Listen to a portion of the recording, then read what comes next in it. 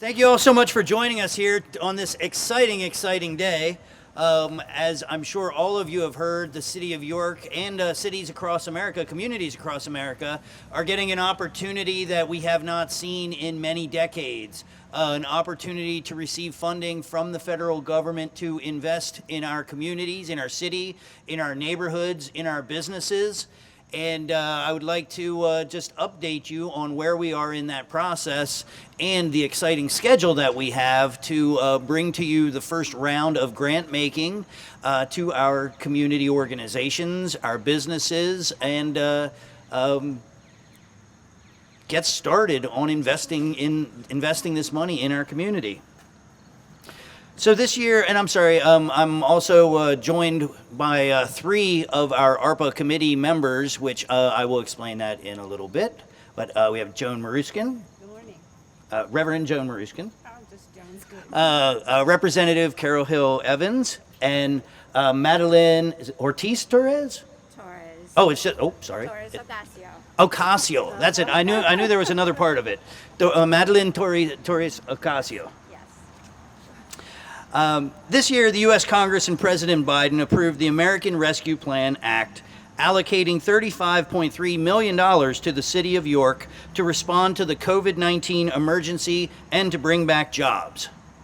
The major objectives are to support urgent COVID-19 responses, replace the lost public sector revenue for the city of York, support immediate economic stabilization, and address systemic public health and economic challenges, particularly in our underserved communities. The City of York developed a public survey addressing these priorities, and we received 590 responses from York City residents, which equals 2.5% of all of the adults in the City of York. And that number may sound low, but it is very high for a voluntary online survey. This level of participation provides for a 95% confidence rating with a 4% margin of error. That means the answers that we got, we're 95% confident that we're getting the pulse of the community. That's pretty good if you get a 95%, right? You got an A. And we've got a 4% margin of error, so any individual question could be off by plus or minus 4%. In order of importance, the top priorities for the community are number 1, public safety, number 2, healthy communities and neighborhoods, number 3, economic impact, number 4, educational disparities, number 5, healthcare, and number 6, broadband infrastructure. The top 10 most supported strategies for use of this funding are number 1, with 73.6% finding it important or very important, evidence-based community violence intervention programs to prevent violence and mitigate the increase of violence during the pandemic. Number 2, tied for number 1 with 73.6%, fund behavioral health counselors to assist police officers with responding to calls. 71.6% believe that we should invest in assistance to the victims of violence. 71.5%, number 4, believe we should promote healthy environments for children, such as new or expanded high-quality childcare, parent education, and other programs. And by the way, I didn't mention this, but the York City School District also received, I believe, about $35 million.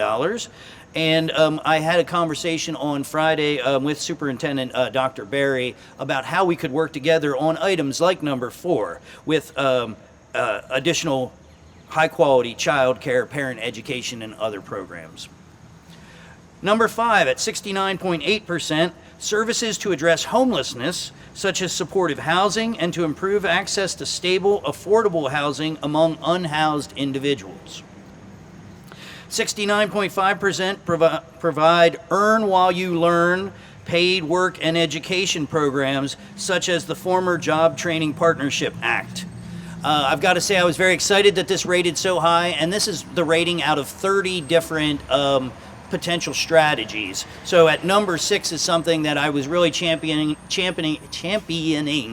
before we even put out the survey, and that was programs where folks would work 3 or 4 days a week, but then they would get paid also for their time for education, for getting GEDs, for getting certifications for new careers, that kind of thing. So I'm very excited that this received such great support.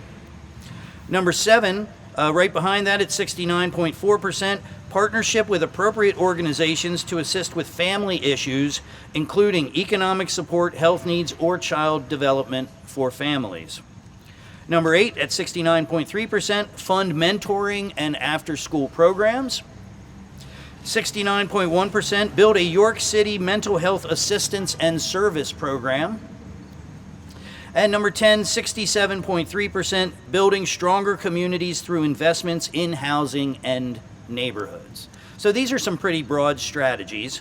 And I'll talk a little bit more about the process for people bringing their more strategic, or I should say, their actual tactics, their actual programs that they want to bring to us to address these strategies. To equitably disperse funds, our internal ARPA, that's the American Rescue Plan Act. So if you hear ARPA, we're talking about the big money coming from Washington, D.C. Internal ARPA team developed an effective online application process for the disbursement of funds. We are looking for grassroots, neighborhood associations, nonprofits, and businesses that can meet the federal requirements to apply. This money does come with a good deal of federal oversight. So while we would like to support people just based on their ideas, we also have to make sure that they are able to fulfill the requirements that the federal government puts forward to receive these funds. The application includes 17 questions and a program budget. The questions are centered around program and project approach, project outcomes, fiscal controls, and the project budget. And I don't want people to get too alarmed. The project budget is only this one page, so it's not too difficult. As a person who wrote a lot of grants, this one does not seem to be overwhelming.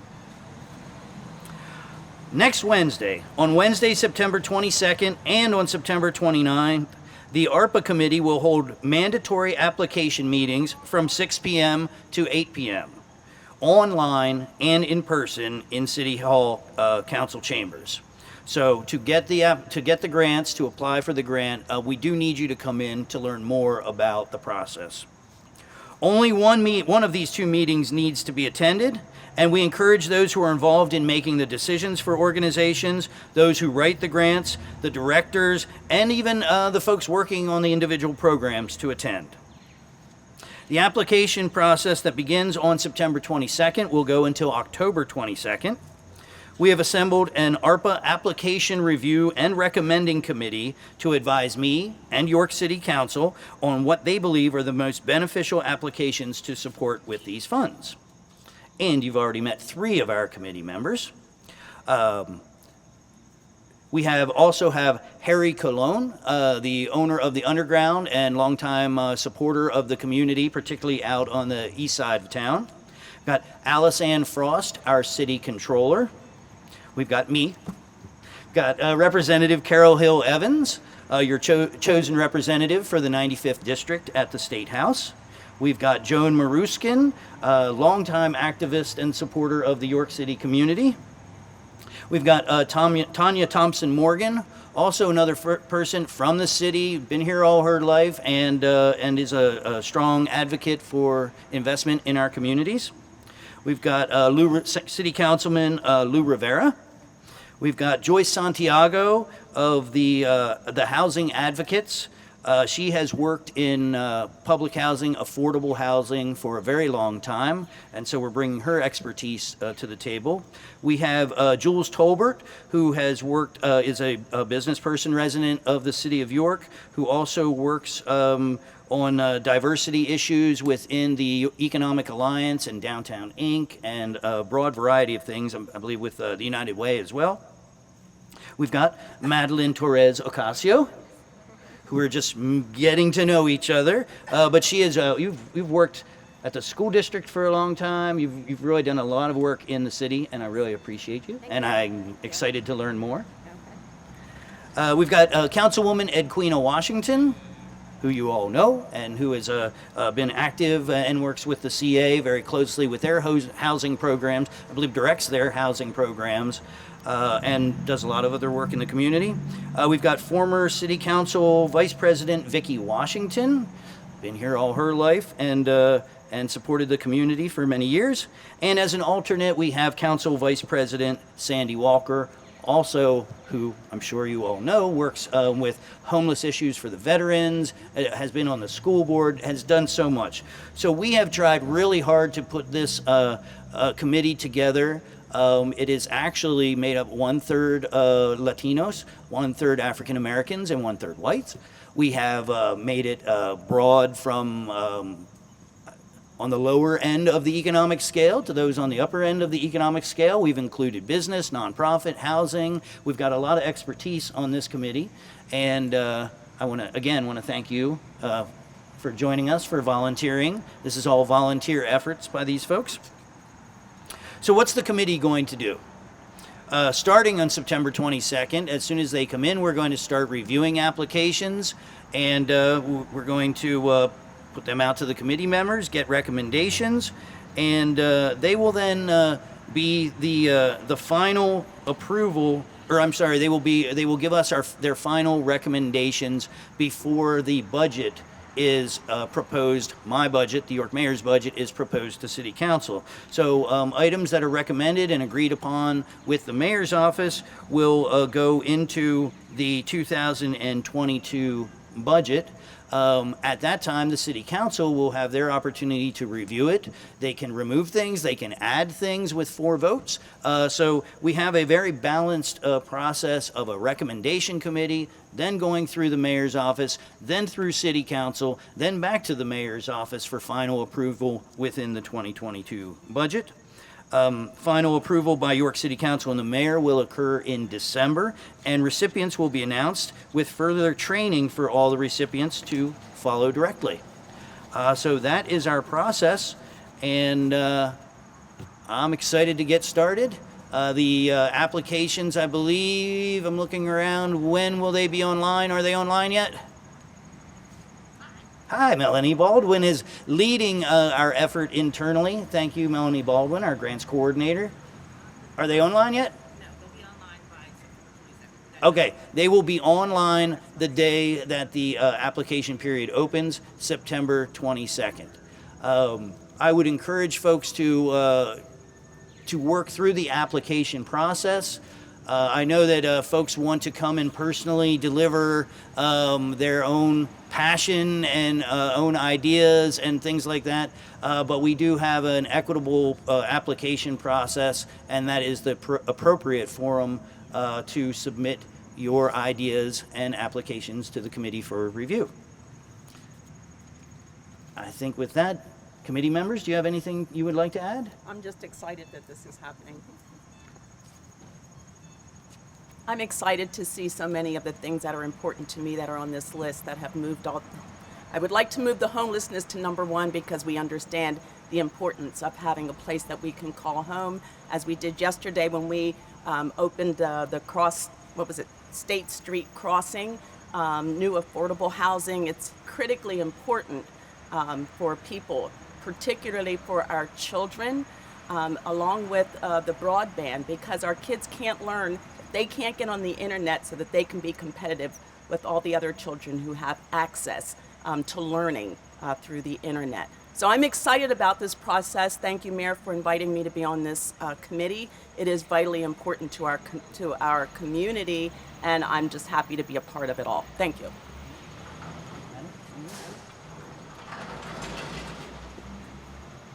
Short people. I am also very excited to be part of this group. I have been in New York for over 26 years, worked for this school district for 22 now. So I do the same way she would like the homelessness to be number 1. It will be a tie on my part with the education. Yes. There's a lot of programs that we need to bring back for our students to be successful, and hopefully we will be able to do so with all these grants and these monies that we were so gratefully receiving from the federal government. Thank you. I too am absolutely delighted to be part of this process, and I agree homelessness is so very important. But I also want to say that I think equally important is that we find jobs for our young people who do not have employment, and job training. And there are so many good things, so I hate to just highlight two of them. I do want to say, though, to everyone who is thinking about applying, this is a completely new slate. If you are an organization and you've applied before and not gotten grants or have gotten grants, remember that this is totally new. So do not let past history keep you from applying. Please, I cannot stress strongly enough. It is a completely new committee, a new process. We are blessed to have this money in so many ways. So if you have an idea, if you want to support any of the main focuses, please do apply. September 22nd online, and you can contact any one of us, I'm sure, or the mayor's office, or Melanie, or am I right, Melanie? Yes, just to be sure. Okay, yes, and we will all be happy to help with that. Thank you. I'm really excited. Thank you, Michael. He's excited also. He's excited. Yes. He is excited. Yay, finally. Yes, I also want to follow up on Joan's comments. Just because you do not have a nonprofit organization or something like that, there are fiscal agents that are willing to work with you, other organizations that are willing to support you. So if you have ideas and plans that are well thought out and planned out, don't be discouraged if you don't have an organization put together yet. You can ask us. We're here to help you. So that's what the training is about. We might sound, I don't know, a little scary to say there's mandatory training, but it's because we want to make sure that everybody gets this right. We don't want to have people feel like they didn't get a fair shake in this process. So we want to make sure you come in, make sure all the applications are done correctly, so that every single application gets the respect that it deserves. I think with that, I'll just take any questions. Yes. So can you compare how this amount of money compares to like a normal overall yearly budget, and how significant is this amount of money? Yes, I would say within our annual budget, we usually get about $1.5 million in community development block grant money, and maybe another $500,000 in what's called home money to allow us to build affordable housing. This is so about $2 million in an annual budget, and this is while this is spread out over 4 years. Let's just divide the 35 by 4, and we'll get an extra $6 million per year for the next 4 years. That's an amazing amount. We're tripling, we're quadrupling the money that we have to invest in the city.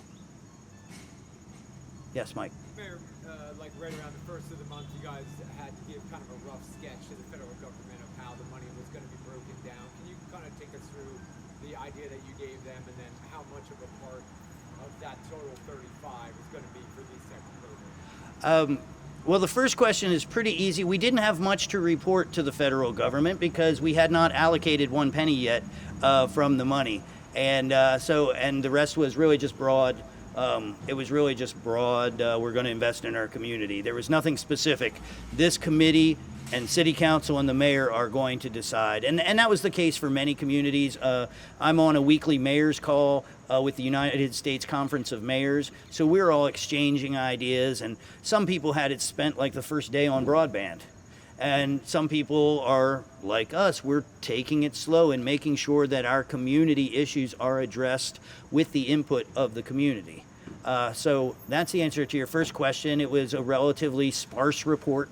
The second part is that we have to do calculations, and we have submitted calculations on the expected revenue losses, and we believe that probably a third or a little bit more will actually be reinvested within the city due to that second priority, the lost revenue. Is there specific like Yes, the large revenue loss was in, as you can imagine, during COVID, folks were unemployed. Well, when they take unemployment, we no longer get the income tax, the local or the individual income tax. So that money was way down. Businesses weren't open, products weren't being sold, so our business and mercantile tax was down. We closed down the parking garages and meters for 3 months because people weren't going anywhere, weren't going to work, and it wasn't fair to charge them every single day with meters and parking garage fees. So we lost a good bit of money from that. I believe we lost a little bit of money on the donations coming into the city. As you can imagine, during that same time period, when people's income is lower, business income is lower, and priorities made a major shift during that time. You know, all of a sudden you're thinking, you know, your giving is a little bit broader, and all of a sudden you've got acute issues within your business. You know, you've got immediate issues that you've got to solve, or even in your neighborhoods or whatever it is. But that money didn't come in like it did before into the city. Given that you don't really get this amount of money often, Yeah. For a city, how important is it to maybe find some ways to fund things that you normally would not have the money to do? Well, that's exactly what we're looking to do. All these things that we've mentioned, you know, counselors to help our police officers when dealing with folks that may have mental health issues or even other kinds of disability. You know, that's not something that's generally in the budget. As you probably remember, the 2021 budget, the budget for this year, was passed with a $14.7 million deficit. We sold the wastewater treatment plant, or we're in the process of selling the wastewater treatment plant because of the financial difficulties. Difficulties is a mild word. The crisis that the city is in. So we've been cutting back on things. The idea that we can now expand the things that we really know the people of the city need. You know, trauma counselors on the scenes when horrible things happen. Job training programs and educational programs, childcare, all of these things. I just can't say enough. We've completely turned this ship around between sale of the wastewater treatment plant and this money coming into the city of York.